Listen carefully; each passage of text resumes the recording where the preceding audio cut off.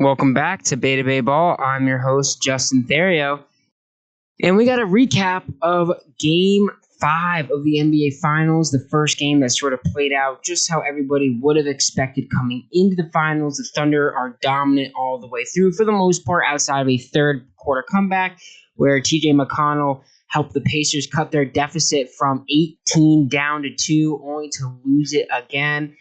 I get my notes out for all y'all. So besides Game 5, we also have the first trade of not even the offseason. So I wasn't even really aware that you could make a trade as big as what we saw with Desmond Bane heading to the Orlando Magic. You know, you can make that sort of big trade during the postseason, as well as more Kevin Durant rumors spinning. But before we get into the trade stuff, we're obviously going to start with Game 5 of the NBA Finals. The Oklahoma City Thunder, like I said, dominant win, 120 to 109. It was a great game for Jalen Williams, the best game of his career. You could probably say, I don't think it's the most points he's ever scored, but J-Dub definitely was a career high in the postseason. He goes for 40 points, 6 rebounds, 4 assists, only 1 turnover. In the game before, every game leading up to this one, we saw him kind of play better, look more calm, was less sped up in every game. But even in Game 4, he had some pretty terrible moments. Was sort of out of control at times, losing a triple inside of the arc. And it felt like, especially in the first 2 or 3 games in the series, especially the first 3 games of the series, his jumper was just straight up off. His 3-point shooting wasn't great. And he really was only scoring because of his defense and his ability to score in transition and attack downhill. Speaking of attacking downhill, I think that's really what has broken this open for Oklahoma City. There is no rim protection on this Indiana Pacers team, and it's part of the reason why everybody picked the Thunder to win this, outside of the fact that they're the more talented basketball team, what were considered potentially a top 10, definitely a top 20 basketball team of all time in the NBA heading into this finals. Now I think you can kind of end the top 10 conversation with the way they played in this finals. But regardless, this is still one of the better teams of all time. And they're finally starting to learn, in the words of Mark Dagnall, coach at Oklahoma City. They're attacking the rim. It's worked out really well for them. Like I said, there is no rim protection for Indiana in this one. We saw 2 minutes from Thomas Bryant. Those were garbage time minutes. 10 minutes for Tony Bradley, which were +2 in those 2 minutes, but they were definitely difficult to watch.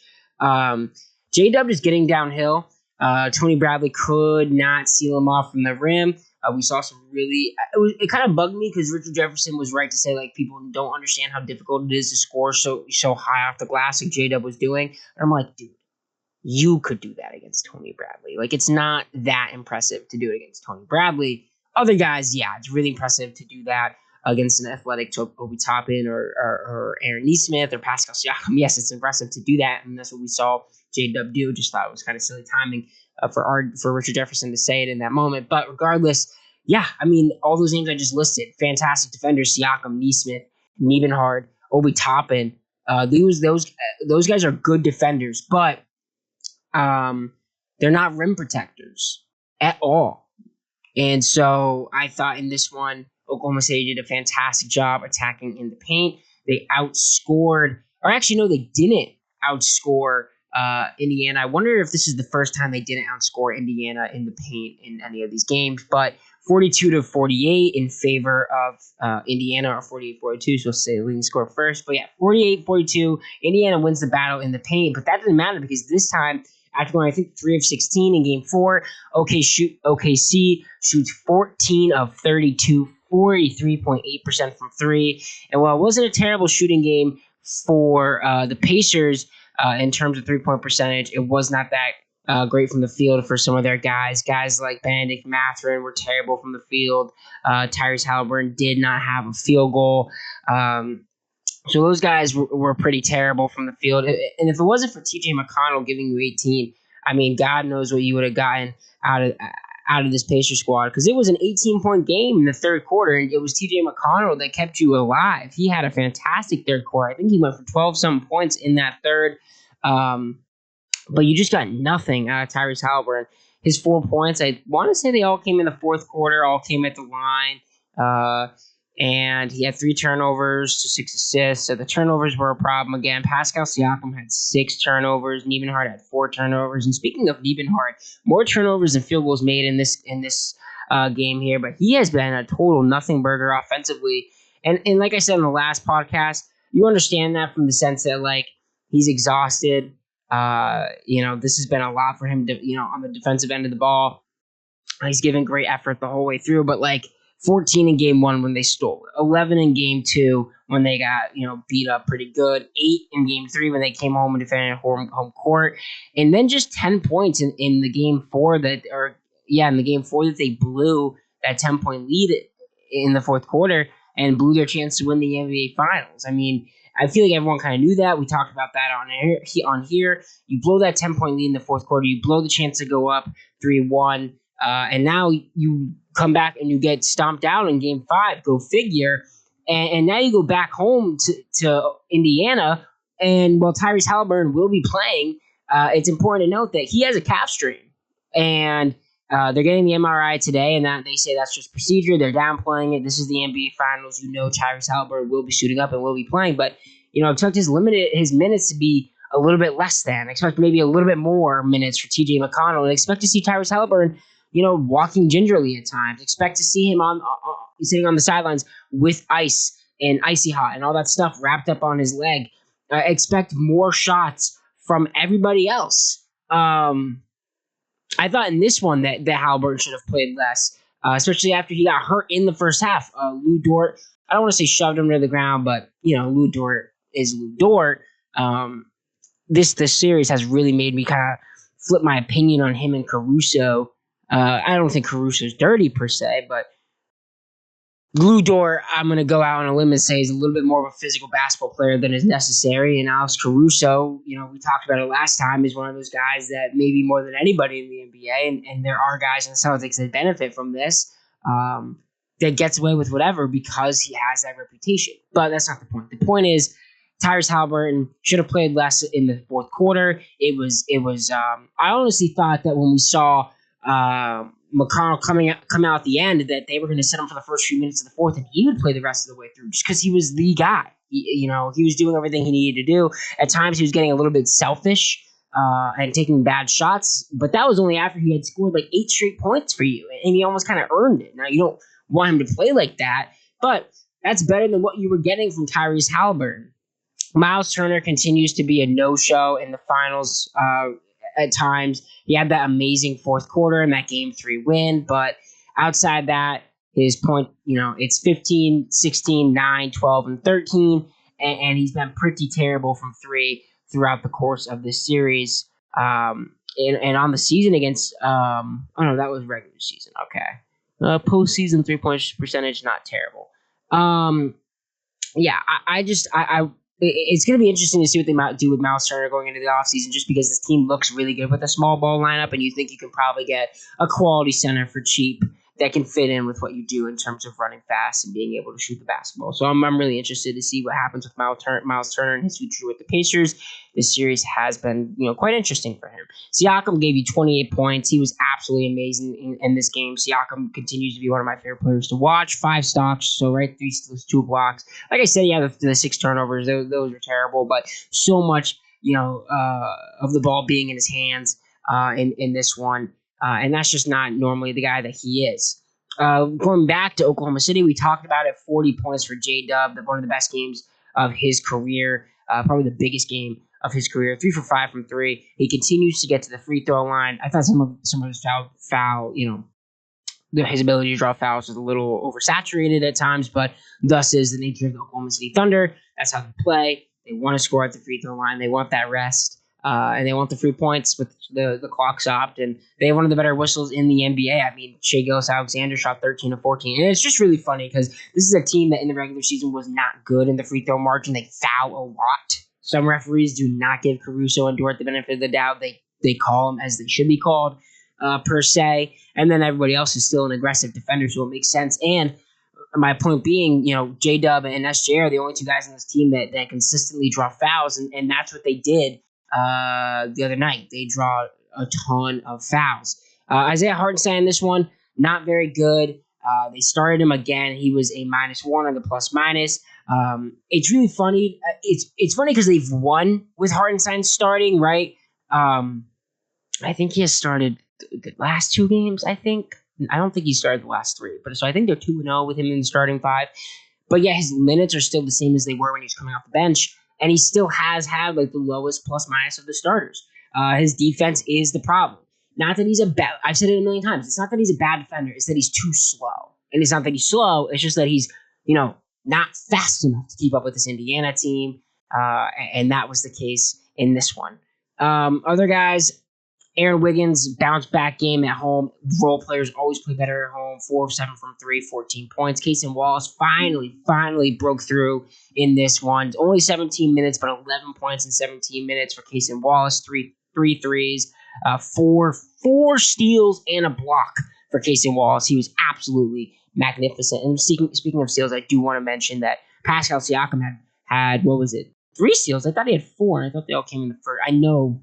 Maybe I'm mixing up the games.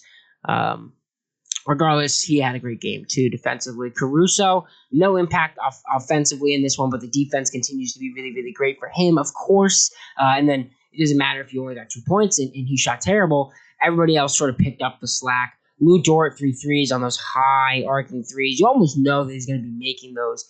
Shai Gilgeous-Alexander, complimenting J-Dub. I thought it was kind of foolish what the conversation was on SportsCenter today or yesterday, where Stephen A. Smith was talking about how when you watch Michael Jordan, Scottie Pippen was never the number 1 option, and he was basically hinting at the fact that this is not a Scottie Pippen Michael Jordan duo, and I don't think anyone really claimed that it was, but just because J-Dub outscored him, I don't think makes him the number 1 option. He was hot, and SGA is the point guard of this basketball team. There's no more confusion about it. You don't have to have the debate, well, is he technically the point guard? Josh Giddey is there, because there's no more Josh Giddey. There's nobody else on this team that would play the point guard role outside of Shai Gilgeous-Alexander. I didn't like his offensive process in the last game. He had 0 assists, and it was crazy that they ended up winning that game. But in this one, 10 assists to only 3 turnovers. So he did a fantastic job setting up his teammate Jalen Williams offensively. So really good game for SGA in this one. And I expect to see that going forward because this offensive process really, really worked for them. Chet Holmgren, his offense to me continues to be shaky. His defense is elite. 3 blocks in this one, 11 rebounds. 5 of those 11 rebounds coming on the offensive glass. Only 9 points, but it was a good game for Chet for the most part. I do just wonder. I know there's a lot of room to grow, and I talked about it earlier in this series. That is, when you really think about it, Chet has been in the NBA for 3 years, but he has very limited experience. Didn't play his rookie year; was hurt in a pro-am game before the season started. Second season, played it, and then this year he missed 50 games. So I think they've played like 20 games or so like 50 games total this year for Chet Holmgren. So really he hasn't even played. I think he's played like a year and a half of NBA basketball. So do with that information what you will. I think he's bound to grow a lot more. But yeah, that's sort of a evaluation of the box score. If we go over to the line scores, this one was pretty even in terms of fast break points, 17-13 in favor of OKC. Talked about how OKC had the 18-point lead cut down to 2 by TJ McConnell. Indiana's biggest lead was only 3. The bench points will always favor Indiana. Their bench just has better scores on it, while the OKC bench kind of gives you whatever they can give you that day. Not in that they're bad, but Caruso is always going to provide the defense. The guys are going to provide the defense, but are they going to provide the scoring? And even if they do provide the scoring, it won't be the kind of scoring outburst that you will see from the Pacers. And don't care about that. Turnovers, this was another really bad game for turnovers for Indy, and I have it in my notes, but I'll just say it now. I thought Niebenhard's turnovers were just absolutely backbreaking. He had a couple absolutely terrible turnovers. 4 turnovers in total for Niebenhard, only 3 assists. So they had, like, when they made that comeback to end the third quarter, they stole Obi Toppin stole an inbounds pass, and it looked like a really good opportunity for Indiana. And I want to say they missed a 3-point shot and then got the offensive rebound, kicked it out, and even Hart just did way too much and then tried to do a no-look pass. I think it's from the top of the key underneath the rim and just overthrew whoever he was passing it to, so that was terrible. And then another turnover where he just sort of threw it away to Casey Wallace, and it was a very easy dunk. And what became a 2-point game quickly became 7 points, and it never got as close as it was going forward. So just did not like the turnovers in this one from Indiana. They were, pretty untimely for the most part. And OKC, well, they turned it over 11 times, which is not like them. They, did limit their turnovers compared to Indiana. And then points off turnovers, unlike early in game one where, Indiana had a record-breaking amount of turnovers for an NBA Finals game, and they still managed to win because Oklahoma City didn't take advantage of the turnovers. That wasn't in the case this time. This time, OKC scored 32 points on the 22 turnovers they generated, while Indiana only scored 9 points on the 11 turnovers they generated.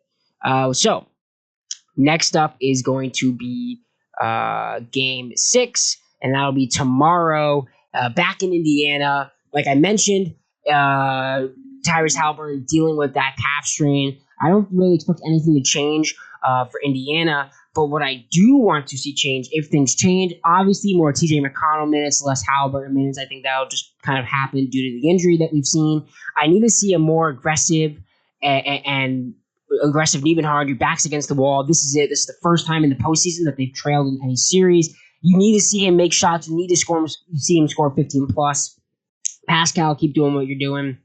Aaron Nesmith sort of bounced back from 3 in this game, 4 or 5 from 3. Would love to see him do that again. Miles Turner, you're probably going to be left open from 3 in this one, or maybe not as much just because Haliburton's not on the floor. But I need to see multiple 3-pointers made from Miles Turner. From the bench, you need Benedict Mathurin to bounce back. Now you don't have the offensive Haliburton. Obi Toppin was really good in this one, gave you 12 points, was 1 of 5 from 3. So maybe you'd like to see Obi Toppin knock down a couple more of his 3-point looks. But yeah, back to Benedict Mathurin. He was terrible in this game. He lost them game 4 with how terrible he played down the stretch. In this one, he was just terrible throughout. 2 of 11 from the field, 1 of 4 from 3, 7 points, 8 rebounds. Need him to bounce back. If you're taking 11 shots, you're Benedict Mathurin. I need you to be the guy that you've been earlier on in this series. And I need, on 11 shots, probably 17 points from Benedict Mathurin, something like that. I wonder how Jarris Walker's feeling. He probably won't play in this series, but if he does, that would be a lifesaver. At least gives you something new, because I need less Tony Bradley minutes, no Thomas Bryant minutes. Just go with that small ball look. It's worked for you. Your back's against the wall. You just have to throw out what has worked and some new things and just hope for the best if you're Indiana. And now if you're OKC, I really liked what I saw with the Shet, Holmgren, and J-Dub 2-man game, and I really liked what I saw from SGA as a playmaker. I need to see more of that. I wouldn't mind seeing Casey Wallace inserted back to the starting lineup, especially after he found his offensive footing in this game. I really felt like that was part of the reason why Casey Wallace was taken out of the starting 5, was he was an absolute nothing burger on offense, and he really wasn't able to kind of, I've said it before, Haliburton's been better defensively in this series. He's a below-average defender who's given you decent defense in the postseason, and now you can't expect that, right? He's hurt. So I wouldn't mind seeing Casey Wallace inserted back into the starting 5 with Isaiah Hartenstein's offensive struggles and see what happens there. So now I'm going to go through my notes just to make sure I don't miss anything before we jump over to the Desmond Bane trade. Thanks to the NBA for showing the starting 5 intros. It's almost like Adam Silver is on NBA Twitter and he's getting bullied into making these decisions. NBA fans are upset about the lack of a trophy on the court. We saw them do the kind of half try of the logo, inserted, like it was an advertisement, digitally. And then NBA fans complained about the lack of them showing the introduction to the starting 5, something they haven't done since 2013. They finally came back and did it. Lou Dort getting away with everything. And then I said the game kind of fell over after an 11-0 run early. from OKC, because that was capped off with Halliburton getting injured, and it wasn't over. I mean, it was TJ McConnell, an unexpected hero. I said earlier in this series, I didn't think TJ could give you 15 or more, or even 14 or more, and he did that in this one. So that was sort of wrong, but you knew it was just kind of a different feeling game, and would have to be more like a game one where Indiana found a way to steal it, because they had so many turnovers early in this one. As much as I've kind of crapped on Tony Bradley in this one, he was a positive plus minus. His size was beneficial in terms of offensive rebounding. In this one, they had 18 offensive rebounds compared to OKC's 19, and it was Tony Bradley himself who only had 2, but he was very active on the glass, tipping it off the glass, and other guys like Aaron Nesmith were benefiting from that. And he does provide you better defense than Thomas Bryant. I loved the Aaron Nesmith threes in the second quarter, but allowing OKC to go on that run to end the first half was probably the backbreaker in this one, just because Indiana was so amazing in the third quarter that if they had kept this one closer going into half, they were down 14 points. Had they been down a little bit less, that massive third quarter really could have swung this one to an even fourth, but that just wasn't the case. Indiana, it was I forgot about the sequence to end the first half. Kind of an embarrassing one. Mathurin misses 2 free throws again, and then he absolutely breaks the layup on a fast break. So 4 points that Mathurin should have had that just didn't exist for Indiana. And then Tony Bradley tried to run the ball in transition. That was really funny. And then the rest of my notes I took on my phone. We saw some embarrassing fouls that just couldn't happen. They were talking about that on the broadcast. On inbounds plays from Indiana. Their bench was doing great. And Pascal Siakam had like 12 straight points for the Pacers in under 4 minutes to start the fourth quarter. It was really TJ McConnell and then Pascal Siakam that kept Indiana in this one, and the reason it was an 11-point game when it could have been a lot worse. I really liked the way that J-Dub was using the Chet Holmgren screen to lose Aaron Nesmith. And then we saw another terrible turnover from Niebenhard when his pass was just so easily read by SGA. I mean, you could see it coming from a mile away on the broadcast, and it led to SGA and 1, and a dumb foul by Halliburton. Halliburton turns it over, and then that's when we saw J-Dub score high off the glass, and all of a sudden OKC went on a 7-0 run in just 60 seconds that brought them up, or gave them an 11-point lead. Niebenhard turns it over out of a timeout.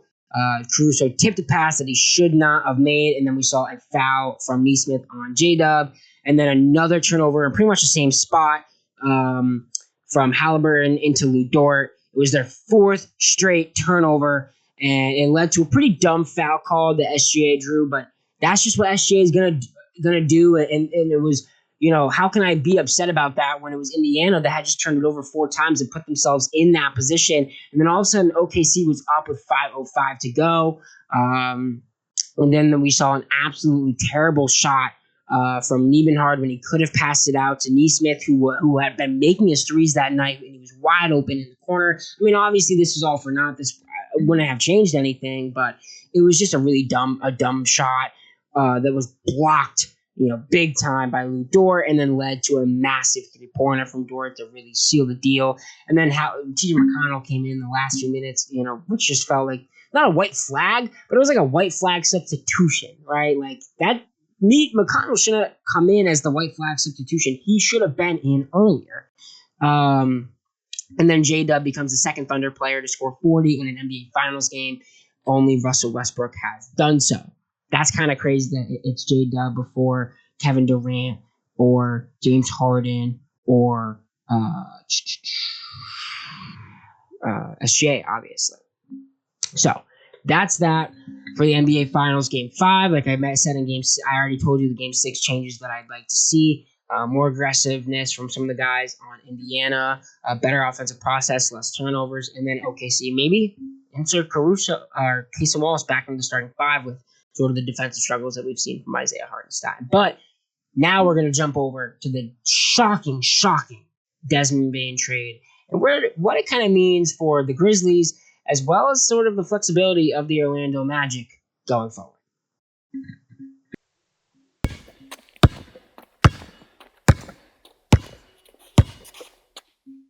All right, so now we're back. I'm ready to talk to you guys about this Desmond Bane trade that just kind of shocked everybody. Memphis Grizzlies trade Desmond Bane to the Atlanta Magic in a package that included KCP, who was just terrible. Not a long contract though, but definitely a high average salary. Cole Anthony was a part of this one, as well as 5 first-round picks, 4 of them unprotected, and a first-round pick swap. So Orlando sent Memphis the 16th overall pick in this year's draft, a 2026 first-round pick, which includes swap rights with the Phoenix Suns or the Wizards. So that pick could be very, very good. 2028 and a 2030 unprotected first-round pick. So you got to hope if you're the Magic that you still have Paolo, you still have Franz Wagner, and you're not, in a bad position where those picks end up being really valuable. And then a pick swap that is top 2 protected in 2029. So for Memphis, this trade opens up finances. It's an opportunity to add, somebody at the wing. Who will that be? I don't really know. Also, backcourt depth is added as well with the addition of Cole Anthony. But I don't really know if you needed, backcourt depth. I don't really know if you needed that. Like, Scottie Pippen was awesome last year. I guess maybe you do need it because John Morant can never play more than 50 games. So maybe that is true. But I don't really know if you really needed those guys. Obviously, you get the picks and you can use those to trade. But Kevin Durant doesn't want to go there. You missed out on Jimmy Butler. All these people saying nasty stuff about the city of Memphis. Stephen A. Smith. And as for the Magic, this is an overpay. You're giving a lot of assets that you could have spread around into one basket. How good is that basket? And it becomes a conversation. How good is that basket compared to how necessary that basket is that you're putting all your stuff in? On the one hand, Desmond Bane is not a guy that you would imagine commands 5 first-round picks in a trade. And it seems like the trade market has become what you could say inflated. And then that, kind of begs the question, could it crash if it's an inflated market? But at the same time, I said it all throughout, the season. This Orlando Magic team had the worst offense in the NBA outside of a handful, or maybe just 2 bottom feeders. And in terms of three-point shooting, this is the worst team of the pace and space era that started in 2015, outside of the first year of that pace and space era, the 2015-16 Lakers. And I think that team might have still had Kobe Bryant. Rest in peace. This team shot under 32% from 3 in the modern NBA. You can't do that. Paolo is not a three-point shooter, and I need to see that develop from him. Franz Wagner has taken a massive step back in terms of his three-point shooting ability. KCP was terrible from 3 when he was signed to do that for you. Jalen Suggs got injured, and so did a handful of other guys. When you got to the postseason, your second best offensive weapon, or maybe third best offensive weapon, was Wendell Carter. Things got bleak in Orlando really quickly in terms of the offense, and Desmond Bane is going to fix that for you. He provides good defense too, so you still hold on to that identity. And now, but then it's like, okay, could you have just given them 3 firsts? Could you have just given them even 4 firsts and found a way to use that 5th first to get somebody, from I'm blanking on them, Anthony Simons, right? And if this is how much Desmond Bane goes for, not that Anthony Simon is Desmond Bane, but what's Anthony Simon's price tag? 3 first-round picks? I don't really know. I think for the Magic, it's a good, you definitely got a lot better as a team, a lot better. And now I'm very, very confident that this Magic team can avoid the play-in or has it in them. I'm not saying they will, but they have it in them now to avoid the play-in. Everybody stays healthy for the most part, right? Got to remember how much time that Boncaro and Wagner and Suggs all missed throughout the season. I think they still finished as the 7th seed in the NBA this year. Hold on. Let me pull that. I think they did. Let me pull that up. Were they the 7th seed? Yeah, you were the 7th seed by 3 games, but you have to imagine that, where's Milwaukee going to be next season? Are they going to hold on to Giannis? Detroit, you hope that they build upon their success and they remain a top 6 seed, but that's not like a penned in guarantee, more of a pencil in, you could say. It could be a race. Boston Celtics will be without Jason Tatum, will be without a combination of Drew Holiday and Kristaps Porzingis, and potentially even Derek White and Jaylen Brown as they field trade offers for those guys. Obviously they have to be the right package that comes across the table, but that could be a possibility.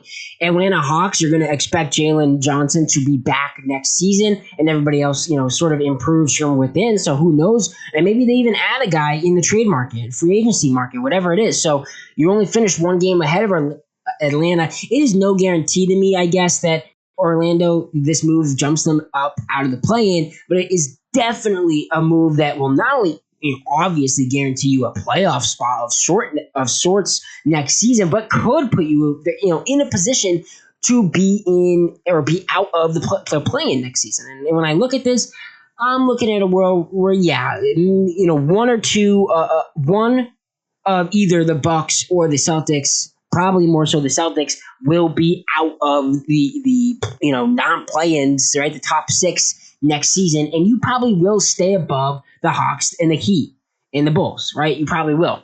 So I really like that for them. In terms of that, I just don't know. This kind of crowds up your books a little bit, and I don't know if you're going to be able to really bring anybody in free agency, and I don't know how many assets you really have left to trade. I mean, when we look at what they have to trade, they still have the 25th overall pick. They still have their 2027 and 2029 picks, although I think that 2029 pick I think that's the one that's a pick swap. And then they still have tons of second round picks that they could package and move off of and bring somebody in. But yeah, it's a good move for Orlando, but at the same time, definitely an overpay. And then going over to Memphis, this definitely clears some stuff up. There's still some rumors that New York, the Knicks, want to go after Jaren Jackson Jr. And while I don't want to see Memphis do that. We knew that they were going to sort of blow up their quote unquote big 3. Well, not big 3 in terms of what you would say is a big 3, but big 3 as in their identity. And it seems like Desmond Bane might have just been the only guy they moved off of. But it's important to remember that they brought in that Swedish or Finnish coach Thomas Isolo, I think his name is, the guy that they brought in last offseason, fired all of Jenkins' assistants, and then fired Jenkins at the end of the year. And now Isolo is the head coach. The offense sort of shifted away from focusing on John Morant. So you kind of wonder if they're going to stay committed to him. So we'll see what's going on. There's obviously been rumors that Miami wants him, and you think that maybe if Miami strikes out on this Kevin Durant trade, which I don't know why they're involved in that, because I think that's foolish for them. And if I was the Miami, Pat Riley's not like this because he's older and he definitely wants to try and win one more time while he's still involved in the NBA, which is really sad. That they're probably going to go all in on whether it's Kevin Durant or maybe it's John Morant, and we see what the Grizzlies get back in return. I mean, this season they could not beat any of the top teams in the NBA, and they finished as an 8 seed, getting clapped by the Thunder in the first round, although they claimed to have figured them out. So it's really interesting to see. I'm kind of interested to see where Memphis goes moving forward from this trade. I don't think they're done in the trade market. I'm really interested to see what they do in free agency. And like I said, for Orlando, really like the addition of Desmond Bane. Definitely just an overpay. Kind of curious to see how this will crowd up their books, and definitely curious to see who else they're able to add with their what seems to be now a limited amount of resources left to do so. So moving on from the Desmond Bane trade, now into the Kevin Durant trade market. Just an update from an hour ago from Jasmine Winbush of, I think I'm saying that right, or Wimbish from CBS Sports. Kevin Durant shut down a 3-team trade that would have sent him to Minnesota. He has made it very clear he does not want to go to Minnesota, and this trade would have involved the Nets. So I'm curious to see who the Nets would have gotten back in that. But yeah, the teams that are really there that Durant would rather be with is the Heat, the Rockets, and the Spurs. more so the Rockets and the Spurs, I think, than the Heat. He wants to win. The Rockets and the Spurs, I think, are the obvious choices. They're the right teams to make this move. These are teams that are actually trying to win. Obviously, the Spurs are in a different position than the Rockets, and they're hoping to have that Rocket-esque jump that we saw from last season to this season. And that will definitely be a lot easier with the addition of a Kevin Durant. And both those teams can give up a very decent haul without killing themselves too much. Although the Spurs are involved in a lot of different guys. There's a lot of rumors about them going out to get Jaylen Brown, which, in my opinion, as a Celtics fan and Jaylen Brown being my favorite NBA player, it would be heartbreaking. But at the same time, if you are able to get the second overall pick or a Stephon Castle back, then that trade is somewhat stomachable. Although if you can't do either one of those things, then don't make that trade. As for the Rockets, you hope that they can make this trade for Kevin Durant without giving up. And I don't think if you're the Suns, you'd want Fred VanVleet back. If I was the Rockets, I'm trying to get Fred VanVleet to come back on a cheaper salary than what he's currently projected to make. So maybe you give up a Dylan Brooks. I don't imagine the Suns would want a Jalen Green. So it's really interesting. I'm really interested to see how either one of those two teams could make that trade, but I think both those teams can make that trade without killing themselves. As for the Heat, the only way to really make that trade enticing for the Suns would be to give up a Khalil Ware or a Bam Adebayo, and in turn, you kill yourself. Your team's dead. Kevin Durant would just be enjoying, the last few years of his career in Miami, enjoying the lifestyle out there rather than the basketball per se. So it'll be interesting to see where this trade goes from here, but it appears the Spurs aren't really being aggressive, and neither are the Rockets. I think both those teams want to make this deal. I think at the end of the offseason, that would be the desired result for either one of those teams to have added Kevin Durant or maybe even somehow Giannis if you're the Spurs, although that doesn't seem likely. So the reason I believe they're being conservative is you don't want to be the team that, overpays. You don't need to give up the second overall pick if you're the Spurs when the Rockets are only going to be giving up the 10th overall pick. Why give up a pick is so much higher? Although if you're the Suns, you really, really want that pick. So it'll be really fun to watch how this breaks down going forward. The offseason is what I'm really excited for this podcast. I'm really excited to talk and go through all these possible trades that could happen leading up to the draft. All these different analysts and reporters talking about how this draft is going to be super interesting, not just because of the talent and where guys will go, but because of the trades that will be made. But they do say this every year, so I'm taking that with a little bit of grain of salt, and I'm not holding my breath about it. Anyways, that's another episode of Beta Bay Ball for y'all. I'm your host, Justin Therio. Thank you so much for listening. It means the absolute world to me. And I can't wait to see you guys following Game 6 on Thursday. I will probably be recording that Friday rather than the Thursday night. Anyways, have a fantastic rest of your day, whether it's night, morning, afternoon, wherever you are. I really appreciate it. Thank you.